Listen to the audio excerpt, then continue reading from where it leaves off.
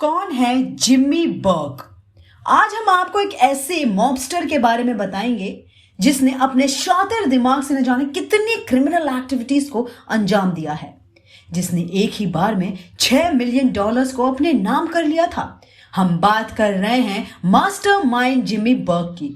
जिम्मी बर्ग का जन्म 5 जुलाई 1931 को ब्रॉन्क्स में हुआ था। न्यूयॉर्क सिटी का वो इलाका था जो आयरिश और इटालियन लोगों से भरा हुआ था। जिम्मी बर्ग का बचपन काफी मुश्किलों से गुजरा था। उसकी माँ जेन कन्वे नीदरलैंड्स की एक इमिग्रेंट थी। वो एक प्रोस्टिट्यूट थी, इसलिए उन्होंने 2 साल की छोटी सी उम्र में ही जिम्मी बर्ग को छोड़ दिया था। लेकिन ऑर्फनेज में भी उसका जीवन काफी ज्यादा भयानक था। वहां के बच्चे उसे सेक्सुअली और फिजिकली टॉर्चर करते थे और जिम्मी कभी भी उनके काम को मना करता था तो वो सब मिलकर उसे मारते थे।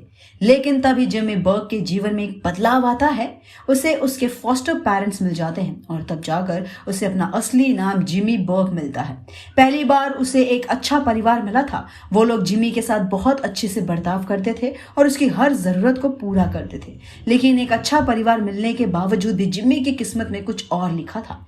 उसकी संगति बुरे लोगों के साथ हो जाती है। वो अपने घर के आसपास के लोकल क्रिमिनल से दोस्ती कर लेता है और उनके रहन सहन से काफी इंप्रेस होता है। वो देखता है कि कैसे बाकी सब उनकी इतनी इज्जत करते हैं, उनसे इतना डरते हैं। वो भी उनके जैसा ही बनना चाहता था। इसलिए मात्र 16 साल की उम्र में ही जिम्मी बर्ग ने डिसाइड कर लिया था कि अब वो क्रिमिनल ही बनेगा।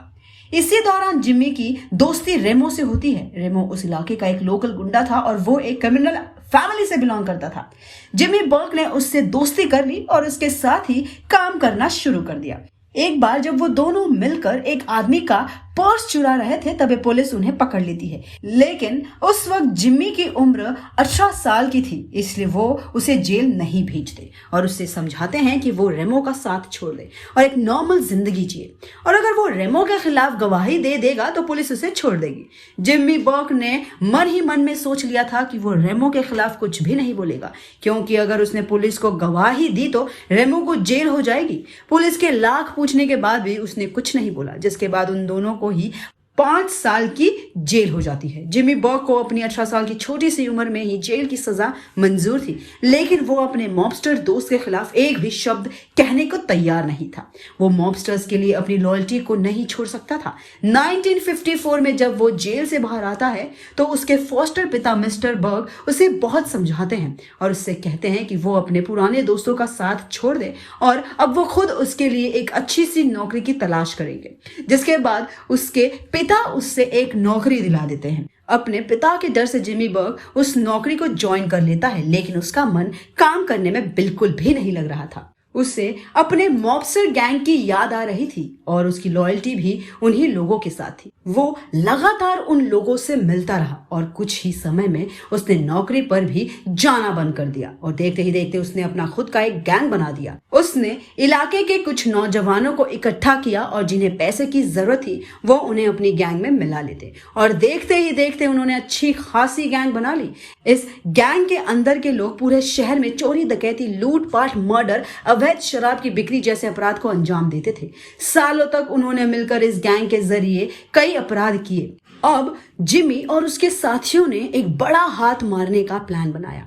उन्होंने प्लान बनाया कि अब वो एक ऐसी जगह को लूटेंगे जिसे उन्हें 1 सेकंड में मोटी रकम हासिल हो जाए। उन्होंने लुफ्थांजा टर्मिनल के पैसे को लूटने का प्लान बनाया और इस हाइस्ट का मास्टरमाइंड बनता है खुद जिम्मी बर्ग। वो उस टर्मिनल को लूटने की सारी प्लानिंग कर लेते हैं और अब था समय अपने प्लान को एग्जीक्यूट करने का। 11 दिसंबर 1978 को उसकी टीम के 6 आदमी फेस मास्क लगाकर लुफ्थांजा कार्गो बिल्डिंग में घुसते हैं। ये दिन का समय था, इसलिए उन्होंने प्लान किया था कि अंदर जो भी मिलेगा वो उसे हाईजैक कर लेंगे। वो सभी मिलकर बोल्ट कटर की सहायता से गेट को खोलते हैं। उनमें से कुछ लोग सीढ़ियों से ऊपर चले जाते हैं। जिम्मी बर्ग टर्मिनल की पार्किंग में एक वैन लेकर खड़ा था। जैसे ही उसके गैंग के आदमी टर्मिनल के अंदर घुसते हैं, वहां का सीनियर कार्गो एजेंट उनके सामने आ जाता है। उनमें से एक आदमी उसके सिर पैर पर वार करता है और उसे अपना हॉस्टेज बना लेता है, और इसी तरह रास्ते में जो भी आता गया वो उसको हाईजैक करने लगे। उस टर्मिनल के सबसे नीचे के हिस्से में एक वॉल्ट था जहां पर पूरे शहर का पैसा रखा जाता था। जिमी बर्ग का प्लान था कि वो लोग मिलकर इसी वॉल्ट के पैसों को चुराएंगे। गैंग के कुछ आदमी वॉल्ट के अंदर घुसते हैं। वो सभी वॉल्ट के इंचार्ज को गन पॉइंट पर रखते हैं और वॉल्ट का दरवाजा खुलवाते हैं। वो सारे पैसों को अपने बैग्स में भर लेते हैं और पैसे लेते ही वो वहां से बाहर निकल जाते हैं और नीचे टर्मिनल पार्किंग में खड़े जिमी बर्ग की वैन में बैठ जाते हैं। वो सभी वहां से निकलकर ब्रुकलिन के एक ऑटो रिपेयर शॉप पर जाते हैं जहां एक बड़ी सी ट्रक खड़ी होती है। वो सभी वैन के पैसों के बैग्स को ट्रक में ट्रांसफर करते हैं और इसके बाद जिमी बर्ग उस ट्रक को लेकर वहां से चला जाता है। उन्होंने मिलकर $24,000 की चोरी की और अपने काम के हिसाब से सारे पैसे आपस में बांट लिए। पुलिस कभी उन्हें पकड़ ही नहीं पाई, लेकिन इसके बाद भी जिमी बर्ग नहीं रुका। उसने कई मर्डर्स और चोरियां की। FBI में जिमी बर्ग को पुलिस एनिमी नंबर 1 घोषित कर दिया गया और अब जिमी बर्ग FBI के निशाने पर था। और फिर बहुत ढूंढने के बाद 1985 को एक केस के सिलसिले में वो FBI के हाथों में लग जाता है, जिसके बाद उसे 20 साल की सजा हो जाती है। उसे न्यूयॉर्क के वेंडे करेक्शनल फैसिलिटी में रखा जाता है, लेकिन अपनी सजा के दौरान ही उसे वहां पर कैंसर की शिकायत होती है, जिसके बाद जेल के अंदर ही उसका कुछ समय तक इलाज चलता है। उसकी हालत दिन ब दिन बिगड़ती ही जा रही थी, जिसके बाद उसे Roswell park comprehensive cancer centre में शिफ्ट किया जाता है और वहां उसका इलाज शुरू हो जाता है। लेकिन 13 अप्रैल 1996 को इलाज के दौरान ही उसकी मौत हो जाती है। जिमी बर्ग ने अपने क्रिमिनल करियर में बहुत से अपराध किए। उसने चोरी, डकैती, लूटपाट, रॉबरी, मर्डर जैसे अपराध करके FBI की नाक में दम कर दिया था। वो किसी भी हाल में जिमी बर्ग को अरेस्ट करना चाहती थी।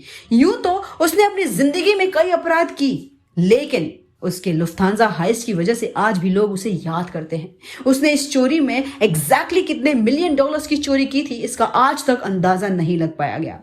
उसने अपने शातिर दिमाग की मदद से कई आपराधिक मामलों को अंजाम दिया था। साला की कहानी भी ऐसे ही एक अंडरवर्ल्ड के माफिया की स्टोरी पर बेस्ड होगी। तो आपको ये कहानी कैसी लगी, हमें कमेंट सेक्शन में अपना आंसर देना ना भूलिएगा।